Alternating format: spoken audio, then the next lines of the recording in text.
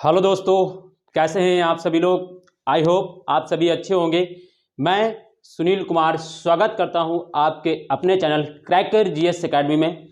बच्चों, अगर हम बात करें तो हम यहां पर इंडियन ज्योग्राफी की सीरीज कर रहे हैं और जिसके अंतर्गत जो हमारा टॉपिक चल रहा है वो भारत की जलवायु। ठीक है, तो भारत की जलवायु का टॉपिक हमारा चल रहा है। ठीक, हम किस टॉपिक को पढ़ रहे हैं पहले हमें यह जान लेना चाहिए कि हम पढ़ रहे हैं भारत की जलवायु। भारत की जलवायु और क्या नाम दे सकते हैं, इंडियन क्लाइमेट, इंग्लिश में इंडियन क्लाइमेट। ठीक है, जिसमें ऑलरेडी दोस्तों हम 4 क्लास कर चुके हैं, जिसमें मैंने आपको पहली क्लास में इंडियन क्लाइमेट की पहली क्लास में मैंने आपको बहुत बेसिक चीजें बताई कि क्लाइमेट क्या होता है, यानी जलवायु क्या होता है, मानसून और जलवायु में अंतर क्या होता है, कौन कौन से एटमॉस्फेरिक कंडीशन होते हैं जो हमारे वायुमंडलीय अवस्थाओं को यानी जलवायु को प्रभावित करते हैं, और भी चीज़ें मैंने बहुत सारी चीज़ें मैंने आपको वहाँ बताई पहली क्लास। फिर दूसरी क्लास में मैंने आपको शुरू किया था दोस्तों मानसून की उत्पत्ति से संबंधित सिद्धांत, यानी हमारे भारत में जो मानसून की उत्पत्ति होती है, ठीक है, मानसून की उत्पत्ति से संबंधित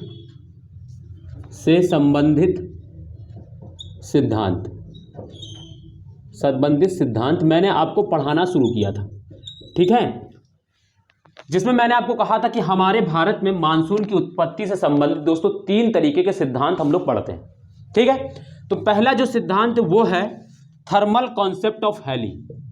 क्या है दोस्तों? थर्मल कॉन्सेप्ट ऑफ हैले, यानी हैले का तापीय सिद्धांत। हिंदी की अगर हम बात करें तो हैले का तापीय सिद्धांत।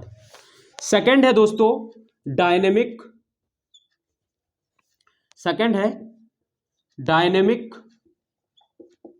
कॉन्सेप्ट ऑफ फ्लोन, यानी फ्लोन का गतिशील सिद्धांत। ठीक है, हिंदी में अगर बात करें। थर्ड जो है वो है जेट स्ट्रीम थ्योरी। क्या है? जेट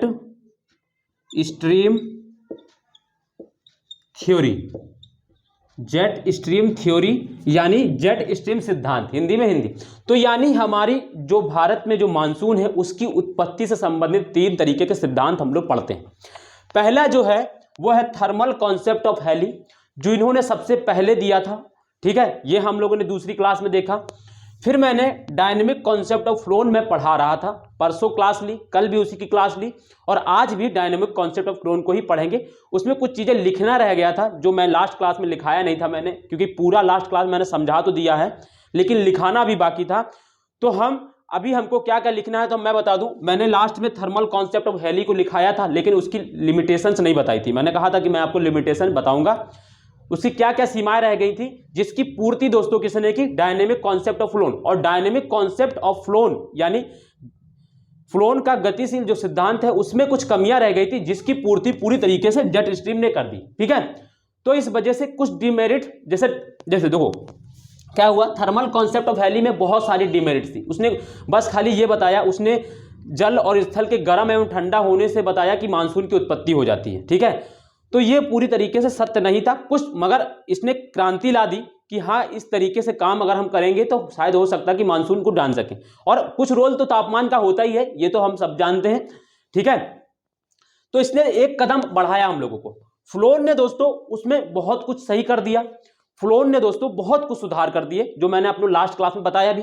फिर जेट स्ट्रीम थ्योरी ने जो बची कुची कसर बची थी उसको भी सही करके फिर बता दिया पूरी तरीके से किस तरीके का हमारे भारत में मानसून आता है। ठीक है, तो यानी हमें कुछ डिमेरिट्स भी हमको देखने को मिलते हैं हर सिद्धांत में, और उन्हीं डिमेरिट में सुधार करते हुए अगला सिद्धांत बन जाता है। यानी उनकी कुछ सीमाएं थी पहले सिद्धांत की, दूसरे सिद्धांत ने क्या किया, उन्हीं सीमाओं में कुछ सुधार कर दिया तो वो दूसरा सिद्धांत बन गया। ठीक है, तो ये सारी चीजें हम पिछले क्लास में कर रहे थे, फ्लोन का डायनेमिक कॉन्सेप्ट ऑफ फ्लोन। ठीक है, तो जिसमें हमें लिखाना बाकी था। ठीक, तो चलिए हम दोस्तों अपने बात पर आगे आते हैं, तो हम लिखना शुरू करते हैं। और मैं आपको बता दूं दोस्तों, जो भी नए बच्चे हैं, मैं थोड़ा जल्दी इसलिए बोल रहा हूं क्योंकि ये रोज मैं रिवीजन कराता हूं पर डे। जिस दिन से क्लाइमेट शुरू हुआ है उस दिन से मैं ये सारी चीजें रोज रिपीट करता हूं। रीजन वो है कि आप कनेक्ट कर पाएं पहली बात तो टॉपिक को, दूसरे जो भी बच्चे नए हैं उनको पता चले कि हम क्या पढ़ने जा रहे हैं, क्या क्या हम कवर, हमारा क्या क्या छूट गया उनको पता चले। तो इस वजह से मैं थोड़ा सा रिवीजन करा देता हूं, है ना, और क्विकली रिवीजन कराता हूं ताकि ज्यादा टाइम भी ना लगे। तो अब जो भी नए बच्चे हैं उनको ये समझ में आ गया कि डायनेमिक कॉन्सेप्ट ऑफ लोन का हम लोग कॉन्सेप्ट वाला पार्ट जो है पढ़ चुके हैं। यानी क्या होता है, जैसे मैंने आपको बताया था कि डायनेमिक कॉन्सेप्ट ऑफ लोन को पढ़ने से पहले हमें 3 चीजें पढ़नी होती, क्या क्या। पहला कोरियोलिस बल यानी कोरियोलिस फोर्स क्या होता है ये मैंने बताया। फिर मैंने अब कहा कि आपको प्रेशर बेल्ट पढ़नी होती है, यानी वायुदाब पेटियां क्या होती हैं, ये मैंने कहा कि डायनेमिक कॉन्सेप्ट ऑफ लोन को पढ़ने से पहले इनके बारे में हमें पता होना चाहिए, ये भी मैंने बताया। फिर मैंने कहा कि जेट स्ट्रीम थ्योरी जो आईटीसी जेट आपको पता होना चाहिए इसको पढ़ने से पहले, डायनेमिक कॉन्सेप्ट ऑफ लोन को पढ़ने से पहले, वो भी मैंने लास्ट क्लास में बताया। तो ये सारी चीजें पीछे बताई। फिर मैंने आपको डायनेमिक कॉन्सेप्ट ऑफ लोन कैसे काम करता है, क्या कहते हैं फ्लोन, ये मैंने फिर आपको लास्ट क्लास में बताया। तो आपको पिछली क्लास बहुत इंपॉर्टेंट है, जो कॉन्सेप्ट वाला पार्ट जो था, जहां पे क्या कैसे काम करता है डायनेमिक कॉन्सेप्ट ऑफ लोन, ये मैंने आपको पिछली क्लास में बताया। आज सिर्फ जो है लिखना है कुछ तापीय सिद्धांत, यानी हेली का जो तापीय सिद्धांत उसकी कुछ सीमाएं बची थी, लिखाया नहीं था मैंने लास्ट क्लास में, उसको लिखाऊंगा। फिर फ्लोन का जो लिखने वाला जो पोर्शन पार्ट है उसको लिखाऊंगा, ठीक है। तो आज लिखने वाला थोड़ा सा काम रहेगा ताकि आपका नोट्स बन पाए। देखो मैं समझा दिया हूं, अब समझ में तो आप क्या है, एक समय बाद आप भूल जाएंगे ये सारी चीज, मगर जब आप लिखा रहेगा तो आप आराम से उसको पढ़ पाएंगे और आराम से रिवीजन कर पाएंगे। तो मेरा पर्पस ये है कि आप पेपर में बेस्ट करें, और पेपर में बेस्ट तभी कर सकते हैं जब आपके पास कंटेंट अच्छा होगा, ताकि रिवीजन के टाइम आप आराम से उसको पढ़ सकें, आपको कहीं दूसरी जगह भटकना ना पड़े, ठीक है। और ये नोट्स दोस्तों एकदम ना रामबाण की तरह आपके लिए काम करेंगे, क्योंकि रीजन ये है कि आप कोई भी वर्ल्ड की कोई भी बुक्स पढ़ लीजिए, कोई भी बुक्स पढ़ लीजिए, जो नोट्स मैं आपको पढ़ाऊंगा आज लिखाऊंगा वो आपको कहीं मिल नहीं सकता। बुक्स में थ्योरीज मिल जाएंगी, बुक्स में आपको पढ़ेंगे आपको क्लाइमेट समझ में ही नहीं आएगा दोस्तों। ऐसा टॉपिक है क्लाइमेट कि अगर जिसके समझ में आ गया तो समझ में आ गया, जिसके नहीं आया तो नहीं आया, ठीक है। तो आप बिल्कुल बेझिझक होकर टॉपिक को क्लास को करें और आपको कोई दिक्कत नहीं आने वाली, ये मेरी गारंटी है। बस आप थोड़ा सा जो मैं आपसे कहता हूं वो करते चलें। पिछले की जो पहली क्लास है क्लाइमेट की उसको दोस्तों जरूर देखें, क्योंकि वो एक न्यू है, उसको मैंने उसमें बहुत सारी चीजें ऐसी बताई हैं जो आपके हर क्लास में यूज होती हैं, ठीक है। तो आप पहली क्लास जरूर पिछली जल्दी जल्दी रिवीजन करके पिछली जो है जल्दी जल्दी कवर कर लें और फिर क्लाइमेट से शुरू करें। और भी पीछे मैंने टॉपिक्स कराए हैं, लेकिन जो अभी चल रहा है मैं आपसे यही कहूंगा कि पिछला बाद में भले ही देख लें, लेकिन क्लाइमेट का अभी देख लें, क्योंकि अभी क्लाइमेट चल रहा है तो अभी देख लेंगे तो आपको फायदा हो जाएगा, ताकि आप पीछे से कनेक्ट कर पाएंगे चीज़ों को, इसलिए मैं करूँ। बाकी और आप जो और भी चीज़ें मैंने पहले करा दी है, क्लाइमेट से पहले जितना भी टॉपिक्स होता है बहुत सारे टॉपिक्स मैंने कवर कराए हैं। आप प्लेलिस्ट भी आपको इसी वीडियो के डिस्क्रिप्शन लिंक में दे दूंगा, आप वहां से जाके देख सकते हैं, ठीक है। आप शुरू से अगर इंडियन ज्योग्राफी देखना चाहें तो शुरू से भी देख सकते हैं, कोई प्रॉब्लम नहीं है।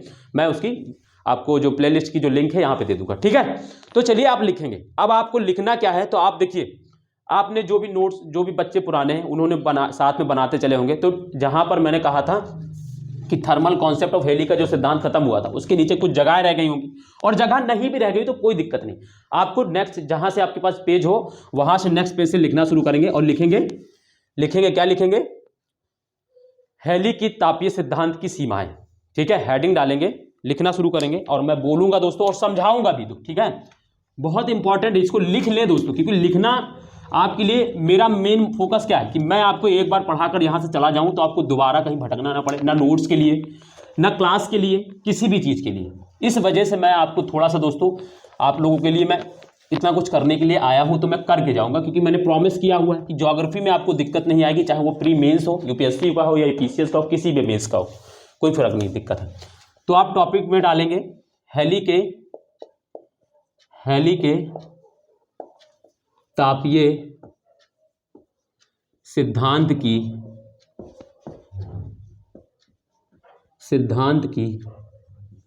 सीमाएं। मैं बोल दूंगा दोस्तों, आप लोग लिखते चलेंगे साथ साथ, ठीक है, क्योंकि मुझे लिखेंगे तो फिर हम थोड़ा टाइम ज़्यादा लग जाता है, क्योंकि मुझे बहुत सारा लिखाना है। तो मैं बोल बोल कर आपको लिखा दे रहा हूं, मैं ऐसे नंबर 1 लिख दे रहा हूं। नंबर 1 में देखो, पहले समझ लो फिर लिख लेना, पहले मैं समझा देता हूं, या पहले लिख लो फिर समझ लेना, ठीक है। लिख लोगे तो फिर दोबारा जब मैं समझाऊंगा तो समझ में आ जाएगा।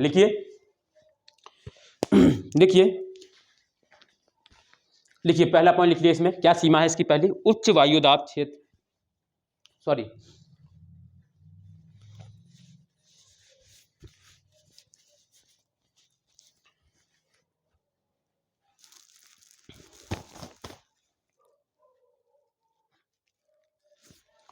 ठीक है, चलिए लिखिए, सॉरी मैं थोड़ा रिकॉल कर रहा था कि क्या लिखाना है। हाँ लिखिए, उच्च तापमान, लिखिए उच्च तापमान एवं अस्थायी निम्न दाब का क्षेत्र, उच्च तापमान एवं अस्थायी निम्न वायुदाब का क्षेत्र अप्रैल में ही विकसित हो जाता है। इसको लिख लें फिर मैं समझा दूँ। अप्रैल महीने में ही, अप्रैल में ही यानी अप्रैल महीने में ही विकसित हो जाता है। लेकिन मानसून जून के महीने में आता है। लेकिन मानसून जून के महीने में आता है। ऐसा क्यों होता है यह बताने में यह सक्षम नहीं। ऐसा क्यों होता है यह बताने में ये असमर्थ है या सक्षम नहीं है। ठीक है, मैंने कहा है कि उच्च तापमान एवं निम्न वायुदाब का क्षेत्र अप्रैल महीने में ही विकसित हो जाता है, लेकिन मानसून जून के महीने में क्यों आता है, यह बताने में ये असक्षम या असमर्थ हैं, जो भी लिखना चाहें है। ठीक है, देखो आप ये फील करिए, जैसे भारत है, अभी तो दोस्तों ठंडी का मौसम है, लेकिन भारत में आप जानते हैं कि मार्च के बाद बहुत अच्छी गर्मी पड़ने लगती है, बहुत कायदे की गर्मी पड़ने लगती है। ठीक है, 15-20 अप्रैल तक तो इतनी तेज गर्मी होती है दोस्तों कि पूछिए मत, है ना। गर्मी हो जाती, तापमान बढ़ जाता है और निम्न दाब का क्षेत्र बन जाता है। लेकिन क्योंकि इन्होंने क्या कहा था, जो हैली का तापीय सिद्धांत है, ये थर्मल कॉन्सेप्ट है, वो कह रहे हैं कि जब क्या होता है, भारत में क्या होता है, भारत के उत्तरी गोलार्ध में, यानी भारत में क्या होता है, भारत के उत्तर मैदान में दोस्तों क्या होता है, जब सूर्य 21 जून को दोस्तों क्या होता है, कर्क रेखा पर लंबक चमकता है। यानी 21 जून को दोस्तों क्या होता है, सूर्य कर्क पर रेखा पर लंबक चमकता है, जिसके कारण क्या होता है, वहां पर तापमान बढ़ जाता है, क्योंकि कर्क रेखा हमारे भारत के मध्य से गुजरती है, ये भी आप जानते हैं। तो जिसके कारण क्या होता है, वहां तापमान बढ़ जाता है। और मैंने बताया कि तापमान जब बढ़ता है तो प्रेशर दोस्तों होता है क्या, कम हो जाता है। ठीक है, प्रेशर कम हो जाता है।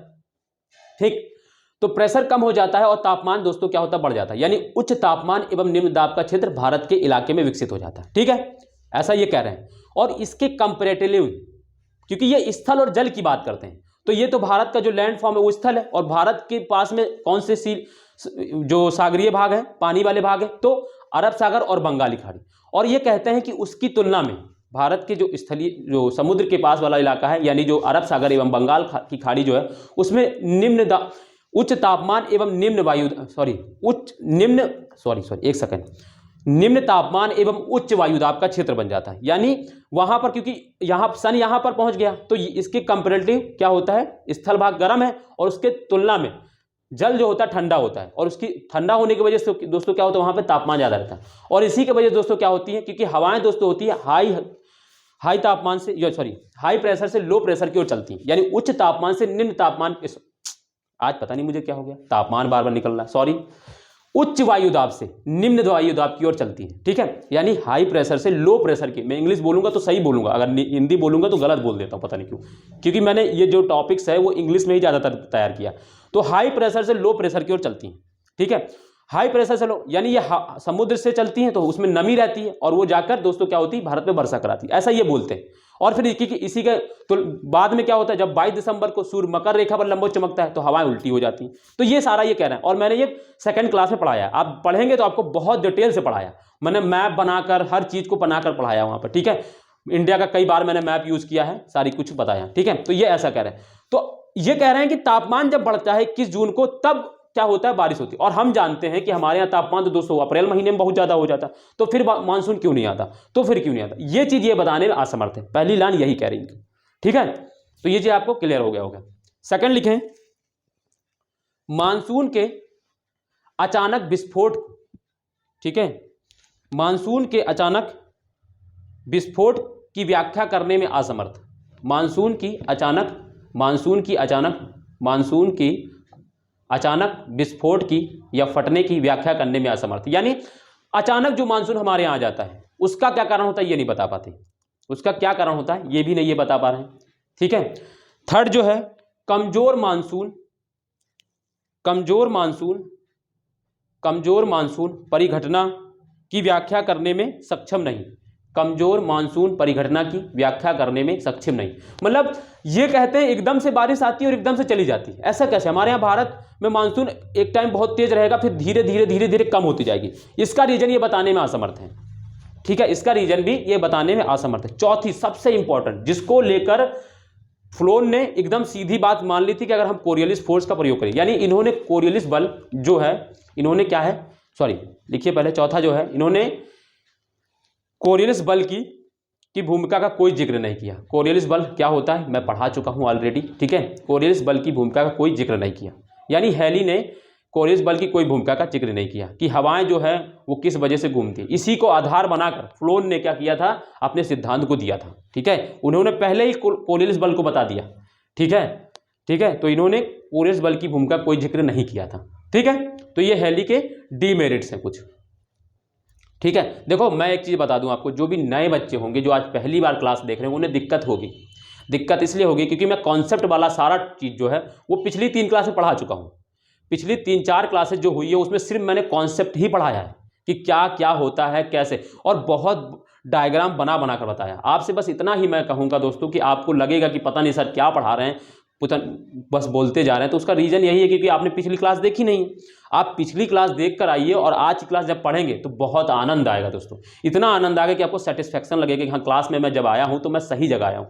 आपको लगेगा ही नहीं कि मैं गलत जगह हूँ, एक भी आपका टाइम वेस्ट नहीं होगा, ये मैं गारंटी दूँ। और मैं ऐसा देखो, मैं ऐसा बोल रहा हूँ कि मैं पढ़ा रहा हूँ ऐसा नहीं बोल, इसलिए नहीं बोल रहा हूँ मैं, ऐसा इसलिए बोल रहा हूँ क्योंकि मैं पिछले 4 साल से ज्योग्राफी पढ़ा रहा हूँ और मुझे पता है कि क्या बच्चों की नीड्स है। मैं भी अभी प्रिपरेशन की दौर में ही हूँ और मुझे पता है ना कि बच्चों आखिर क्या उनको प्रॉब्लम्स होती हैं, क्योंकि उनको क्या होता है, मैंने देखा टीचर जो होते हैं पढ़ा के चले जाएंगे मगर नोट्स नहीं करवाते, कहेंगे नोट्स बना लेना, बुक्स में ये लिखा होगा, कहीं गूगल कर लेना, ये सारा कुछ बोल कर जाते हैं, तो बच्चों को प्रॉब्लम्स होती है। वो सॉल्यूशन मैंने कर किया है, मैंने पहले समझाया है। मैंने हमेशा कहा है पहले मैं समझाऊंगा फिर लिखाऊंगा, क्योंकि जब आप समझ चुके होंगे तो मैं फिर जो लिखूंगा आपको समझ में आएगा। ये मेरा एक तरीका है और मैं ये हमेशा से फॉलो करते आया हूँ। मैं अपनी पढ़ाई के दौरान भी ये किया है मैंने, और आपको पढ़ाते समय भी ये करता हूँ मैं, ठीक है। तो आप बस निश्चिंत होकर बस बैठ के देखें, मतलब सुने और लिख लें अभी, और बस काम यही करना है कि आप पिछली क्लास को देखना है, ठीक है। तो मैं ये आपसे निवेदन करता हूँ, ये मेरी आप बात मान लीजिएगा, ठीक है। तो चलिए अब हम बात करते हैं फ्लोन के। अब आप डालेंगे फ्लोन के गतिशील सिद्धांत, ठीक है, और उसमें लिख लेंगे क्योंकि आप पिछले समझ चुके हैं पीछे क्या होता है, उसी के बाद लिख लेंगे, ठीक है। या आपके पास जगह अगर अगले उसी पेज के आगे से हो तो वहाँ से लिखना शुरू कर दें। तो फ्लोन के गतिशील सिद्धांत, उसमें क्या लिखना है अब लिखते चलेंगे, मैं बहुत आराम से पढ़ाऊंगा, इसको बहुत अच्छे समझना है, ठीक है। इसको लिखेंगे। डीमेरिट्स आप समझ गए, इसमें क्या क्या कमियां थी, इन्हीं कमियों को देखो। इन्होंने सबसे बड़ी कमी क्या दूर की, इन्होंने कोरियोलिस बल का उपयोग किया। फ्लोन ने कोरियोलिस बल का उपयोग किया भाई, कि हम इसके बिना तो हिलेंगे नहीं, अगर इसके बिना हिले तो हमारी भी थ्योरी को निगलेक्ट कर दिया जाएगा। ये बहुत चतुर आदमी था, ये एकदम चाकड़ आदमी था। इसने समझ गया कि अगर हम फ्लोन का इस्तेमाल नहीं किएंगे, सॉरी कोरियोलिस बल, अगर कोरियोलिस बल का इस्तेमाल नहीं करेंगे तो हमारी थ्योरी तो पहले ही नज़र में धूम धड़ाका मचा के ये लोग बाहर कर देंगे, ठीक है। तो हमें कोरियोलिस बल का कैसे भी करके उपयोग करना, और इसने बंदे ने किया और बहुत अच्छे से किया और बहुत बढ़िया से बताया। और इसने बहुत सारी चीज़ मानसून की उत्पत्ति से लेकर इसने बहुत सारी चीज़ कुछ बता दिया। और इसी वजह से जब ये सिद्धांत दिया तो फिर मानसून में बहुत कुछ ज़्यादा रह नहीं गया, ठीक है। क्या रह गया था वो मैं आपको डीमेरिट्स में से बता दूंगा, ठीक है। तो चलिए लिखिए, ठीक है। अब मैं इसको मिटाल के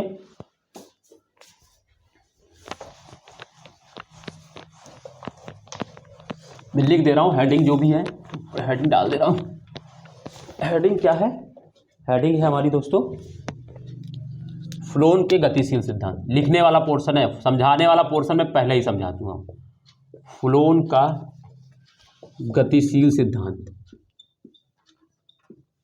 गतिशील सिद्धांत, क्योंकि मैं सोच रहा था कल कि मैं आपको ग्रुप पर दे दूंगा, लेकिन मैंने सोचा नहीं ग्रुप पर दूंगा तो आप पता नहीं लिखे ना लिखें, क्योंकि लिखा दे क्लास में तो ज़्यादा बेटर रहता है, बच्चे लिख लेते हैं तो ज़्यादा सेटिस्फेक्शन रहता है। वरना मैं सोच रहा था कि छोड़ो ग्रुप में डाल देता हूँ, वहाँ से नोट्स कर लेंगे। पता नहीं, मैं फिर सोचता हूँ पता नहीं करते हो कि ना करते हो, क्लास में दौरान ही करा दो तो ज़्यादा बेटर है। एक क्लास ज़्यादा लग जाएगी लेकिन बच्चों के पास पहुँच जाएगी उसकी जो चीज़ें हैं, ठीक है। तो चलिए लिखिए, इसमें लिखिए मार्च और सितंबर के दौरान, देखिए मार्च और सितंबर के दौरान सूर्य उष्णकटिबंधीय क्षेत्रों में, मार्च और सितंबर के दौरान सूर्य उष्णकटिबंधीय क्षेत्रों में भूमध्य रेखीय क्षेत्र के ऊपर, भूमध्य रेखीय उष्णकटिबंधीय ऐसे लिखेंगे, उष्णकटिबंधीय, ठीक है, उष्णकटिबंधीय क्षेत्रों में भूमध्य रेखीय क्षेत्र के ऊपर लंबवत चमकता है, जिससे वहाँ उच्च ताप एवं निम्न वायुदाब क्षेत्र बन जाता है, जिससे वहाँ उच्च तापमान एवं निम्न वायुदाब का क्षेत्र बन जाता है।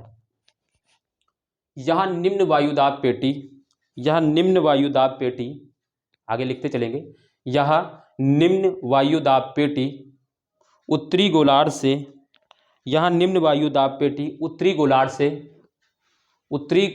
से उत्तर पूर्वी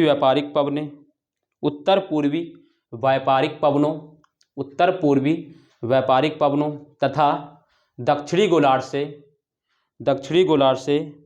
दक्षिण पूर्वी व्यापारिक पवनों को तथा दक्षिणी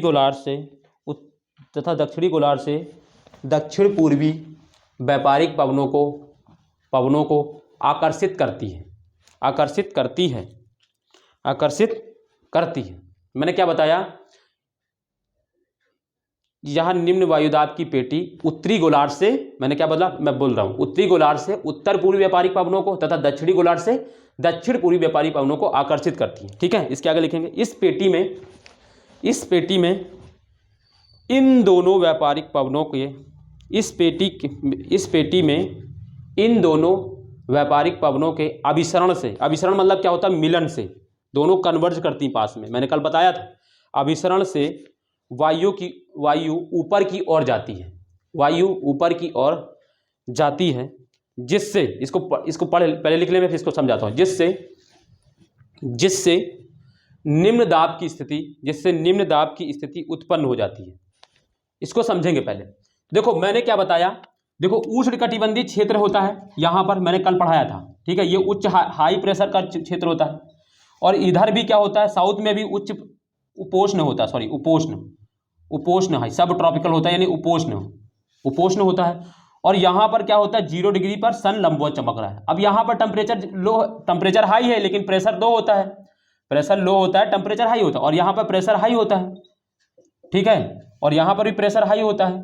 तो हमने क्या बताया, हवाएं हमेशा हाई से लो की ओर चलती हैं, तो हवा हाई से लो ऐसे चल रही हैं, लेकिन यहाँ पर क्या होता है, यहाँ पर टेम्परेचर ज़्यादा होने की वजह से दोस्तों क्या होता है, हवाएं जब इस क्षेत्र में पहुँचती हैं तो हवाएं गर्म हो जाती हैं, और गर्म होकर हवा क्या होती है, ऊपर की ओर उठती हैं। यही बात मैं लिखा रहा हूँ, ठीक है, यही बात मैं लिखा रहा हूँ कि दोनों हवाएं आपस में मिलती हैं, और मिलने के बाद दोस्तों हवाएं क्या होती है, क्योंकि ये क्षेत्र तापमान ज़्यादा रहता है तो हवा क्या होती है, गर्म हो जाती है, और गर्म हवा होकर हवा जो होती है गर्म होकर क्या होती है, ऊपर उठती है। इसी वजह से जब हवा ऊपर उठ गई तो नीचे क्या एरिया हो गया, यहाँ नीचे क्या होगा, प्रेशर लो हो जाएगा। हवा बैठी रहेगी तो प्रेशर हाई रहेगा, हवा ऊपर गई तो प्रेशर लो हो जाएगा। इसी वजह से यहाँ का क्षेत्र प्रेशर यहाँ का क्या बनता है, लो बनता है। ठीक है, ये समझ गए। इसी के आगे लिखेंगे, इस निम्न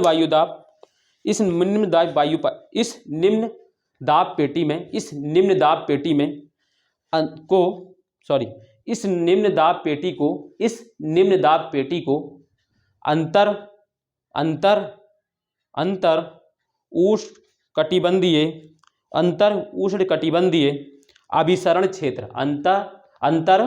उष्णकटिबंधीय अभिसरण क्षेत्र, और ब्रैकेट में लिखेंगे ITCZ।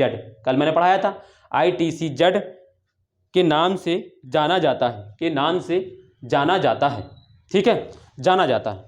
ठीक, अब एक चीज यहां पे ये भी जान लो, ये जो ITCZ मैंने बताया है, ये क्या करता है, सूर्य की स्थिति के साथ फ्लक्चुएट होता रहता है। यानी जब सूर्य नॉर्थ की ओर जाएगा, यानी देखो ये यहां जाएगा तो यहां पे टेम्परेचर ज्यादा तो प्रेशर लो, तो ITCZ भी खिसक कर यहां आ जाता है, और जब ये नॉर्थ में जाता है तो ITCZ ऊपर ही पहुंच जाता है। ये कल चीजें मैं बता चुका हूं। तो आप लिखेंगे सूर्य, इसी के आगे लिखेंगे, सूर्य की स्पष्ट दिशा में स्पष्ट स्थिति में, सूर्य की स्पष्ट स्थिति में परिवर्तन के साथ सूर्य की स्पष्ट स्थिति में परिवर्तन के साथ ITC-Z की स्थिति भी बदलती रहती है। ITC-Z की स्थिति भी बदलती रहती है। यानी ITC सूर्य यहाँ है तो ITC-Z यहाँ रहेगा, सूर्य यहाँ पहुँच जाएगा तो ITC-Z यहाँ आ जाएगा, सूर्य यहाँ है तो ITC-Z यहाँ आ जाएगा। तो ये है, कल मैंने इसको बताया था, ठीक है।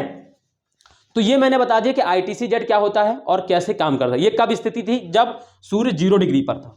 अब सूर्य पहुंच रहा है दोस्तों नॉर्थ में। नॉर्थ में कब पहुंचता है? तो मार्च के बाद सूर्य क्या होता है दोस्तों, ऊपर की ओर ट्रेवल करना शुरू करता है। मार्च के बाद अप्रैल, मई, जून में क्या होता है, सन ऊपर पहुंचता है। तो आप लिखें, ब्रैकेट चेंज करके लिखेंगे, ब्रैकेट चेंज करके लिखेंगे, ठीक है। ये कौन सी स्थिति मैं पढ़ाने जा रहा हूं? 21 जून वाली। तो ब्रैकेट में चेंज करके लिखेंगे, ब्रैकेट चेंज करके लिखेंगे, ग्रीष्म ऋतु के दौरान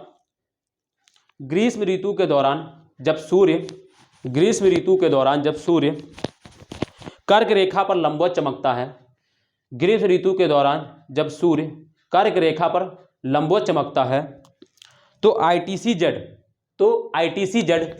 ये जो ITC-Z है यहाँ का मैंने बताया वो खसक के ऊपर जला है। तो ITC-Z उत्तर की ओर खिसक जाता है। तो ITC-Z उत्तर की ओर खिसक जाता है और उत्तरी अंता, लिखिए, उत्तरी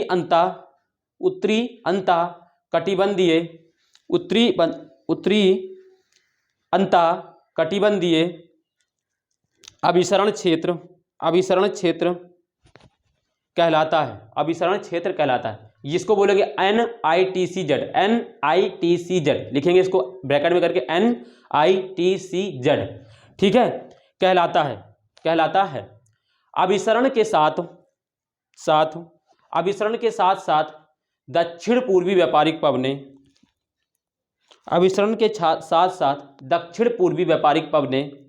ये जो दक्षिण पूर्वी, ये वाली व्यापारिक पवनें, ये 0 डिग्री पार करके ऊपर, ठीक है। ये कल मैं पढ़ा चुका हूं दोस्तों, मैं फिर बार बार बोल रहा हूं, ये सब पढ़ाया है मैंने कल, बहुत अच्छे समझाया है, बस आपको कल की क्लास देखनी है, ठीक है।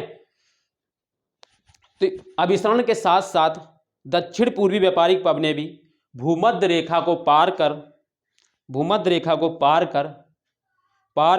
उत्तरी गोलार्ध में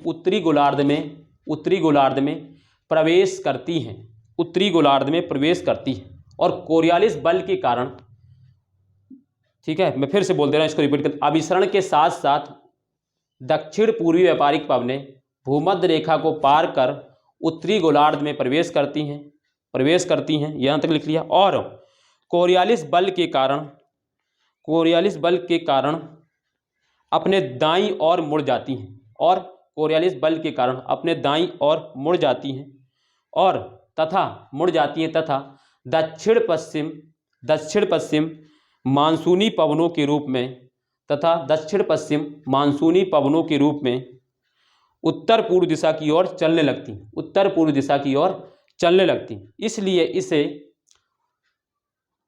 फिर से मैं बोल दे रहा हूं, मुड़ जाती है और दक्षिण पूर्वी मानसूनी पवनों के रूप में उत्तर पूर्वी दिशा की ओर चलने लगती हैं। इसलिए इसे दक्षिण पश्चिम मानसून कहते हैं। यानी हमारे भारत में आप जानते हैं कि बारिश किन हवाओं के कारण होता है, तो दक्षिण पश्चिम मानसून की हवाओं के कारण। तो इसलिए ये बता दिया कि हवाओं कैसे, ये हवा दक्षिण पश्चिम मानसून कैसे आ जाता है हमारे भारत में, ये चीज़ बता दी। और ये बहुत बड़ी कामयाबी, ये चीज़ वो नहीं बताए देता, आप ये सिद्धांत पे वो नहीं, उन्होंने तो सिर्फ वो तापमान व जो क्या होता है सी ब्रिज और लैंड ब्रिज, यानी स्थल से समुद्र की ओर चलने वाली हवाएं और समुद्र से स्थल की ओर चलने वाली हवाएं, उनको बता के उन्होंने बस सिद्धांत को बता दी कि ऐसे भारत में क्या होता है मानसून हो जाते हैं। लेकिन उन्होंने बताया नहीं, हवाएं जो होती हैं, जो मानसून आता है वो दक्षिण पश्चिम मानसूनी हवाओं से आता है, और उसको कैसे बनती है, कैसे डेवलप होती है, ये चीज़ इसने बता दी। और बहुत बड़ी कामयाबी थी इस क्षेत्र में, ठीक है। तो ये हो गई कब, 21 जून की स्थिति। अब क्या होगा दोस्तों, अब जब सूर्य दक्षिण में होगा तब क्या स्थिति होगी, तो उसको लिखें, पैराग्राफ चेंज करके लिखेंगे सर्दियों में, जब हमारे भारत में सर्दी होती है, हमारे भारत में, हमें अपने से मतलब है ना, हमारे भारत में जब गर्मी होगी तो तापमान हमारे पास है, यानी सूर्य हमारे पास है। जब सर्दी होगी तो तापमान, सूर्य हमारे पास नहीं है, हमसे विदा ले चुका है, अलविदा हो, है ना, हमारे से विदा ले चुका है और वो कहाँ पहुँच गया है, अब वो दक्षिणी गोलार्ध में पहुँच गया, कहाँ, मकर रेखा पर। तो वो वाले लिखना है सिचुएशन। लिखेंगे सर्दियों में जो आज की स्थिति, आज देखें, आज दोस्तों डेट है 3 जनवरी। आज सूर्य कहाँ पर होगा? आज दोस्तों बताइए मुझे, सूर्य कहाँ होगा? आज सूर्य होगा दक्षिणी गोलार्ध में। क्यों? क्योंकि 22 दिसंबर को सूर्य मकर रेखा पर होता है। 22 दिसंबर के बाद फिर मकर रेखा से उत्तर की ओर ट्रेवल करना शुरू करता है, यानी फिर ऊपर की ओर ट्रेवल करना शुरू करता है। मैक्सिमम देखो सन कहाँ तक जा सकता है? नॉर्थ हेमिस्फीयर में 23.5 डिग्री नॉर्थ तक और साउथ हेमिस्फीयर में 23.5 डिग्री साउथ तक, यानी उत्तरी गोलार्ध में मैक्सिमम सूर्य कर्क रेखा पर जा सकता है और दक्षिणी गोलार्ध में मैक्सिमम मकर रेखा। उसके बाद फिर सूर्य ऊपर की ओर चलना शुरू करता है और उत्तर से नॉर्थ की साउथ की ओर चलना। तो अभी जो सूर्य कहाँ है? दक्षिणी गोलार्ध में। और दक्षिणी गोलार्ध में होने की वजह से और हमारा सन, हमारा अर्थ की स्थिति अगर हम बात करें, सॉरी आज पता नहीं मेरा दिमाग कहाँ चल रहा है, सॉरी। और आज और हमारा जो क्या कहते हैं, जो हमारी, मैं बहुत डिस्टर्ब हूँ आज, पता नहीं क्यों, सॉरी। तो हमारा जो भारत है, हमारे जो भारत की स्थिति वो कहाँ पर है? उत्तरी गोलार्ध में। तो हमारा जो भारत है वो दोस्तों उत्तरी गोलार्ध में है और सन जो है अभी दक्षिणी गोलार्ध में है। तो इसी वजह से हमारे ठंड पड़ रही है, ठीक है। तो इस चीज़ को समझ गए आप। तो अब हम सर्दियों की बात करने जा रहे हैं। सर्दियों में लिखेंगे, सर्दियों में सूर्य के मकर रेखा की, सर्दियों में सूर्य के मकर रेखा की और आभासी गति के कारण ITC-Z, अब क्या होगा? सूर्य जब यहाँ मकर रेखा पर आएगा तो ITC-Z भी क्या होगा? यहाँ खसक जाएगा, के कारण ITC-Z दक्षिण की ओर बढ़ता है, दक्षिण की ओर बढ़ता है, ठीक है, दक्षिण की ओर बढ़ता है। और इसलिए लिखते चलेंगे, और इसलिए भारतीय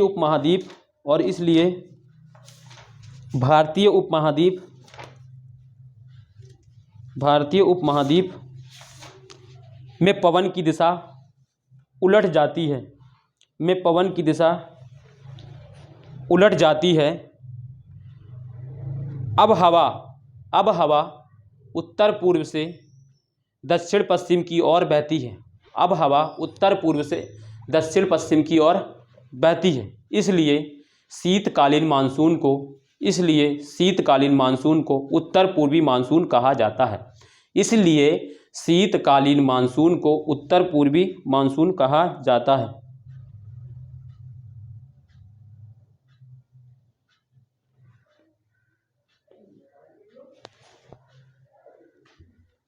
ठीक है, ये बात हो गई दोस्तों इनकी फ्लोन की। अब फ्लोन में क्या डीमेरिट रह गए थे वो मैं आपको बता देता हूं। लिख लें, फ्लोन के गतिशील सिद्धांत की सीमाएं। लिखें क्या डीमेरिट रह गई थी, जिसको पूर्ति किसने? जेट स्ट्रीम ने। यानी क्या सीमाएं रह गई थी, क्या लिमिटेशन रह गई थी, उसको दोस्तों किसने पूरी की? उसे किसने समाप्त कर दिया? उसे जेट स्ट्रीम ने। तो कुछ सीमाएं रह गई थी, इसीलिए जेट स्ट्रीम थ्योरी आई है। तो इसमें क्या क्या कमी रह गई थी ये मैं आपको बता दूं। तो लिख लें, क्योंकि देखो ये मेंस में टॉपिक्स पूछा जा सकता है, ये सीधा पूछा जा सकता है कि फ्लोन के भारतीय मानसून के संबंध में फ्लोन के गतिशील सिद्धांत की व्याख्या कीजिए और उसकी सीमाओं की चर्चा करें। तो आपसे ये सीधे क्वेश्चन आ सकता है। तो आपको सीधा पूरा कॉन्सेप्ट, और इसमें डायग्राम बनाने का तो बहुत ज़्यादा स्कोप है दोस्तों। इतना ज़्यादा मैंने डायग्राम बनवाया है कि आप डायग्राम बनाकर अच्छे नंबर पा सकते हैं, और मैंने लिखा तो दिया ही है। तो आप बेफिक्र होकर आराम से टॉपिक को करें, कवर करते चलें बस खाली, ठीक है। लिखें इसमें क्या क्या, देखो इसने क्या कर दे, इसने दोस्तों जो ग्रीष्मकालीन जो क्या कहते हैं वर्षा में परिवर्तनशीलता आती है। यानी क्या होता है, ग्रीष्मकालीन वर्षा होती है जो उसमें परिवर्तनशीलता देखने को मिलती है। कहीं कभी भी है एकदम से कहो बारिश हो जाए, कभी एकदम से मानसून शांत हो जाता है, फिर एकदम से बारिश होने लगती है। ये सारा कुछ ये बताने में असमर्थ रहे, है ना, ये सारी कुछ ये बताने में असमर्थ रहे। ग्रीष्मकालीन वर्षा में परिवर्तनशीलता ये बताने में असमर्थ रहे। फिर दूसरा, वर्षा काल में महीनों की संख्या, वर्षा काल में वर्षा के दिनों की संख्या बहुत कम होना, ठीक है। ये चीज़ ये बता नहीं पाए क्यों, क्या होता है, ठीक है। वर्षा काल में दोस्तों वर्षा के दिनों की संख्या का बहुत कम होना, ये सारी चीज़ें आप नहीं बता पाए भाई। जो सन जो होता है वो काफ़ी टाइम तक वहाँ रहता है, ठीक है। ये सारी चीज़ में डीमेरिट। वर्षा समाप्त होने का समय अनिश्चित होना, ठीक है। वर्षा प्रारंभ व समाप्त होने का वर्षा प्रारंभ व समाप्त होने का समय अनिश्चित होना, ये भी ये नहीं बता पाए। वर्षा का प्रारंभ एवं समाप्त होने का जो समय होता है वो अनिश्चित होता है, उसको ये बता नहीं पाए सही तरीके से। ये सारी चीज़ें, और अचानक मानसून का फटना, ये भी नहीं बता पाए। ठीक है, भारतीय मानसून का अचानक फटना, ये भी ये नहीं बता पाए।